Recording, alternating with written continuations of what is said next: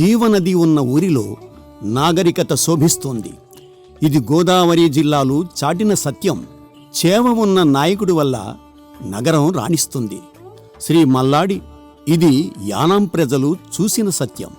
శ్రీ మల్లాడి ఈ పేరు పసివాడి నోట ముద్దుగా, ఆయన అభిమాని నోట గర్వంగా, సాయం పొందిన వారి నోట శ్రావ్యంగా, అవసరంలో ఉన్న వారి నోట ఆర్తిగా, ప్రజలందరి నోట ప్రేమగా ఎప్పటికీ పిలవబడుతూనే ఉంటుంది. పవిత్ర గోదావరి జిల్లాలు పొలాలను తడిపితే నిబద్ధత కలిగిన శ్రీ మల్లాడి సేవలు ప్రజల మనస్సులను తడిపాయి. శ్రీ మల్లాడి కృష్ణారావు గారు 1996లో మొదటిసారిగా యానాం నియోజకవర్గం ఎమ్మెల్యేగా ఎన్నికయ్యారు. ప్రజల మనస్సులను గెలిచిన నాయకునికి పదవిని గెలవడం పెద్ద విషయం కాదన్న విషయం శ్రీ మల్లాడి గారి విషయంలో నిజమైంది. రికార్డు స్థాయిలో ప్రజల అభిమానాన్ని చూరగొని వరుసగా 5 సార్లు ఎమ్మెల్యేగా, 3 సార్లు మినిస్టర్గా తమ అమేయమైన సేవలను అందించారు. మరెవ్వరూ వారిని అందుకోలేని విధంగా భారతదేశంలోనే వరుసగా 3 సార్లు పుదుచ్చేరి ప్రభుత్వ ఉత్తమ శాసనసభ్యుడు అవార్డును అందుకున్న ఏకైక నాయకుడు మన శ్రీ మల్లాడి. ప్రజల మన్నన అంటే సన్మానాలలో శాలువాలు కాదు, కప్పుకుని తిరగడానికి అలుపెరుగని బాధ్యత అని గుర్తెరిగిన శ్రీ మల్లాడి యానంలోని ప్రతి గడపను ప్రగతి గుర్తుగా తీర్చిదిద్దారు. ప్రతి కుటుంబానికి సంక్షేమ ఫలాలను అందించడం తన సంకల్పంగా భావించి శ్రమించారు. ఆయన పాలనలో జరిగిన అభివృద్ధి కార్యక్రమాలను వివరిస్తూ పోతే అది ఒక మహాగ్రంథమవుతుంది. ఆ మహాసముద్రంలో ముత్యాలేరడం మనకు అసాధ్యమే. అయితే మరే నాయకునికి సాధ్యం కాని విధంగా, మరే నగరంలోనూ లేని విధంగా శ్రీ మల్లాడి గారు యానాంకు అందించిన వరాలు Yanam JIPMER hospital, Ayush hospital, engineering college, Ambedkar Vigyan భవన్లు ఆయన దక్షతకు మచ్చుతొనకలు. అనాథలకు, యువకులకు భవితవ్యం ప్రశ్నార్థకంగా, వృద్ధులకు ముసలితనం భారంగా, ఇలా మనిషి జీవితంలో ప్రతి దశలోనూ ఎదురయ్యే అనేక సమస్యలకు సమాధానంగా 28 రకాల సేవలను అందించే విధంగా 1998 అక్టోబర్ 2న యానాం ఓల్టేజ్ హోమును స్థాపించి బై బర్త్ బై డెత్ అనే సత్సంకల్ప సాధనావ్రతంతో తన అంకుటిత దీక్షా వనంలో సేవా పరిమళాలను నేటికి దేదీప్యమానంగా వెదజల్లుతున్నారు. అప్లికేషన్ పెట్టడానికి కూడా అప్పు చెయ్యవలసిన దుస్థితిలో ఉన్న యువత పరీక్ష హాలు వరకు చేరేలోపు ఎన్నో పరీక్షలను ఎదుర్కొనే పరిస్థితిలో ఉన్న యువత యొక్క ఆర్థిక అవసరాలపై దృష్టి సారించిన శ్రీ మల్లాడి ఎల్డీసీ, యూడీసీ ఉద్యోగాలకు కృషి చేస్తున్న 220 మంది విద్యార్థులకు, అంతేకాకుండా గ్రౌండ్ టెస్ట్లను పూర్తి చేసుకుని కానిస్టేబుల్ ఉద్యోగాలకై రిటర్న్ టెస్టుకు ప్రిపేర్ అవుతున్న అనేక మంది విద్యార్థులకు ఉచిత కోచింగ్, టీ, స్నాక్స్, భోజనం, దూర ప్రాంతాల నుండి వచ్చే వారికి కోచింగ్ పూర్తయ్యే వరకు ఉచిత వసతిని కూడా కల్పించారు. ఇది సాధారణ విషయం కాదు. ఇక్కడితో ఆగడం మన మల్లాడికి రాదు. ఈ విద్యార్థులంతా ఎగ్జామ్స్ రాయడానికి గాను వివిధ ఊళ్లకు వెళ్లడానికి అవసరమయ్యే ప్రయాణ ఖర్చులు, అక్కడ వారు సానుకూలంగా బస చేయడానికి అవసరమయ్యే వసతి సౌకర్యాలు కూడా కల్పించడం వరకు ఆయనే బాధ్యత వహించేవారు. 2022వ సంవత్సరం జూలై 9 నుండి 31 వరకు క్యాలెండర్ కూడా కన్నీరు కార్చిన ఈ తేదీలలో యానాం ఎన్నడూ ఎరుగని తీవ్ర వరదలకు గురైంది. నిత్యవసర వస్తువులు సైతం అత్యవసర వస్తువులయ్యాయి. నీట మునిగిన కుటుంబాలకు పూట భోజనం కరువైంది. కరెంటు లేక అనేక జనావాసాలు అమావాస్యను తలపించాయి. అటువంటి సమయంలో ఆ పనులకు కావలసింది చోద్యం చూసిపోయే హెలికాప్టర్ కాదు, బాధ్యత పంచుకునే ఆప్తుడు.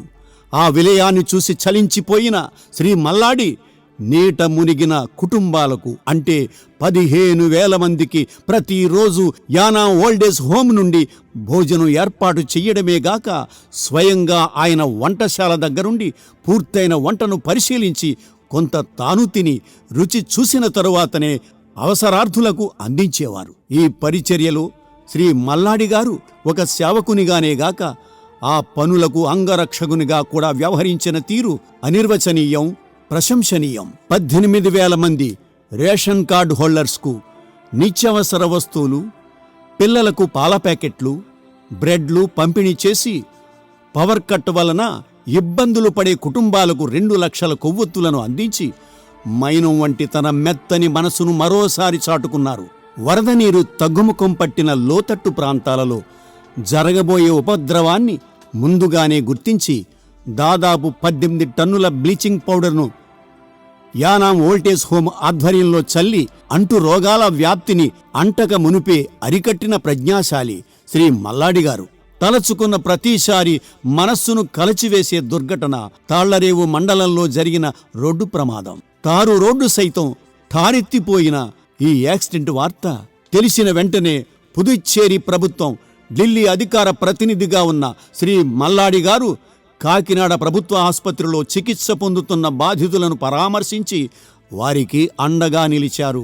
ప్రమాదం ఊహించకుండా వస్తుంది, సహాయం ఆశించకుండా వస్తుంది. అవసరం ఉన్న చోట అడగకున్నా ఆయన నుండి సమాధానం వస్తుంది.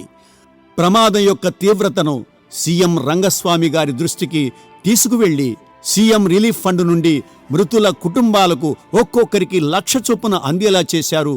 గాయపడిన వారికి మెరుగైన వైద్య సేవలను అందించే ఏర్పాటు చేశారు. ఇక్కడితో ఆగితే మనం ఇంతవరకు చెప్పుకున్న మల్లాడి గారెందుకు అవుతారు? ఆయన కార్యకర్తలతో కలిసి తీవ్ర గాయాలతో పోరాడుతున్న వారికి ఒక్కొక్కరికి 1,00,000 చొప్పున, సాధారణ చికిత్స పొందుతున్న బాధితులకు ఒక్కొక్కరికి 25,000 చొప్పున అందించారు. మృతుల అంత్యక్రియలకు స్వయంగా హాజరై కర్మకాండలు పూర్తయ్యే వరకు అక్కడే ఉండి వారి కుటుంబాలకు తన అండదండలు ఎప్పుడూ ఉంటాయన్న భరోసా ఇచ్చిన సాటిలేని అమృతమూర్తి శ్రీ మల్లాడి గారు. గాయపడిన వారికి చికిత్స జరిగినన్ని రోజులు వారి యోగక్షేమాలను వైద్యులతో సంప్రదించేవారు. చికిత్సతో మెరుగుపడిన వారిని యానాం ఓల్డేజ్ హోమ్ అంబులెన్స్లో వారి ఇంటికి చేరే వరకు సంపూర్ణ బాధ్యత వహించిన నిర్మల మూర్తి మన శ్రీ మల్లాడి గారు. ఒక మానవతామూర్తిగా సాయం చేశారు. ఒక ప్రభుత్వ ప్రతినిధిగా న్యాయం జరిగేలా చూశారు. ఇవన్నీ కేవలం శ్రీ మల్లాడి కృష్ణారావు గారి సేవా సముద్రంలో కొన్ని నీటి బిందువులు మాత్రమే. తట్టి చూస్తేనే లెక్కలేని ప్రజాహిత కార్యక్రమాల నిధి ఆయన. ఇక తెరిచి చూస్తే వ్యక్తిగా ఒక తరగని గని ఆయన. ఆ నిండు మనస్సుకు నేటికి 59 సంవత్సరాలు నిండి 60వ సంవత్సరంలోనికి అడుగిడిన ఈ సందర్భాన్ని కూడా ఆయన సేవా కార్యక్రమాలతోనే సుసంపన్నం చేసుకున్నారు.